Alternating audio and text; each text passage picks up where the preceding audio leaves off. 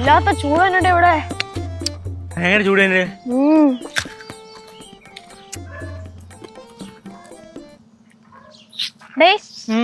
നീ ഇപ്പൊ കഴിച്ച സാധനം ഉണ്ടല്ലോ, അതിന്റെ പേരാണ് ലോലിപോപ്പ്. അതിങ്ങനെ ചപ്പിയാണ് കഴിക്കുന്നത്, കടിച്ചല്ല കഴിക്കുക. കഴിച്ചുപോയി.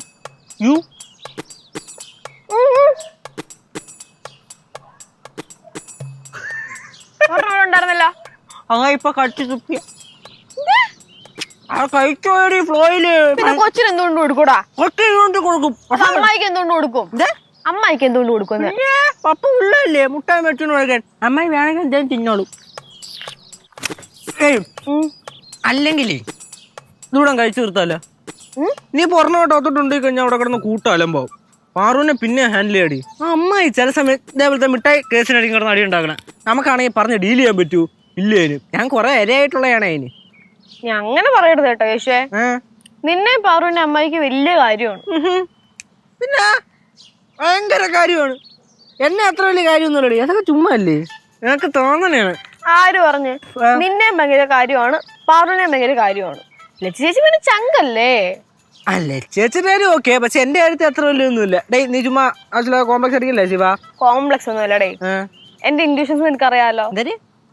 ഇൻട്യൂഷൻസ്, ഞാനൊരു കാര്യം എന്റെ തലയിൽ കണ്ടാ, ഞാൻ ചിന്തിച്ച അത് കറക്റ്റ് ആയിരിക്കും. പിന്നെ ഭയങ്കരമായിരിക്കും. പിന്നെ മക്കളെ ശിവ, ഈ മുട്ടായി നമ്മൾ കഴിക്കുന്ന വിവരം അകത്തുള്ള ആരും അറിയരുത്. അറിഞ്ഞു കഴിഞ്ഞാ കൂട്ട അലമ്പാവും. അമ്മ ഇവിടെ കിടന്ന് അയ്യോ എനിക്ക് മുട്ടായി തന്നില്ല, മറ്റേത് തന്നില്ല, അത് തന്നില്ല എന്ന് പറഞ്ഞ് ചാടി ചാടി പൊങ്കാല കളിക്കും. കേട്ടല്ലേ? ഒരാഴ്ചത്തേന് നിർത്തൂലത്. എടാ നമ്മളൊരു മിഠായി കഴിക്കുന്ന അതിനിപ്പോ എന്തുവാ?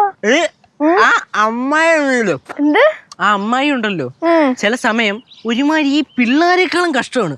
വലിയ വലിയ കേസ് വന്നാലും അടി ഉണ്ടാക്കൂല, ചുമ്മാ ഇതേപോലത്തെ മിഠായി കേസിനൊക്കെ അടി ഉണ്ടാകും. അതുകൊണ്ടാണ് ഞാൻ പറയണത്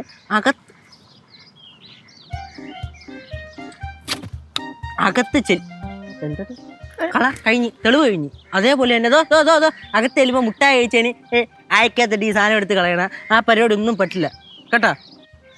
പല്ലുട്ടിരിക്കുമ്പോൾ എടുത്ത് കളയില്ലേ, അതൊന്നും പാടില്ല. പിന്നെ ഇതേപോലെ തെളിവങ്ങ് നശിപ്പിച്ചേക്കണം, ഇറക്കി വെക്കണം. പിന്നെ പോണ വഴിക്ക് അടുക്കള തൊക്കണി വന്നിട്ട് വെള്ളം എടുത്ത് കുടിച്ചേക്കണം. അതാകുമ്പോൾ സ്മെല്ലും അധികം പുറത്ത് വരില്ല. എപ്പോഴേ പിന്നെ അടുത്ത് കാര്യം പറയരുത്, സ്മെല്ലടിക്കും. നീ ഇതുവരെ PhD എടുത്തിട്ടുണ്ടോടാ? പിന്നെ ഇവിടെ ജീവിക്കണമെങ്കിൽ മിനിമം ഇതിൽ PhD എങ്കിലും എടുക്കണം. ഒരു ദിവസം ആരും ഇല്ലടേ, ഒന്ന് പറ. ഞാൻ ഈ പറഞ്ഞല്ലേ എന്റെ സത്യങ്ങൾ മൊത്തം അവന്മാരെ എല്ലാവരും അറിഞ്ഞു കഴിഞ്ഞാൽ പ്രശ്നമാവില്ല. ഇവിടെ കേൾക്കലാണല്ലോ പണി. പറ ഇങ്ങോട്ട്.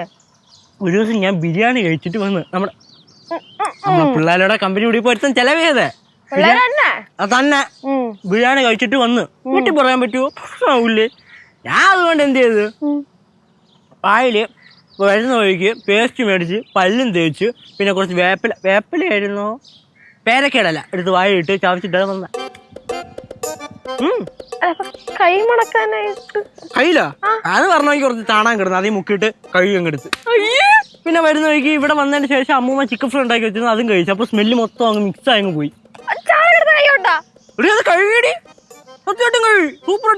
നിന്റെ കൈ കൊണ്ട് ഒരു സാധനം ഞാൻ വാങ്ങി കഴിക്കൂല പൊന്നോ.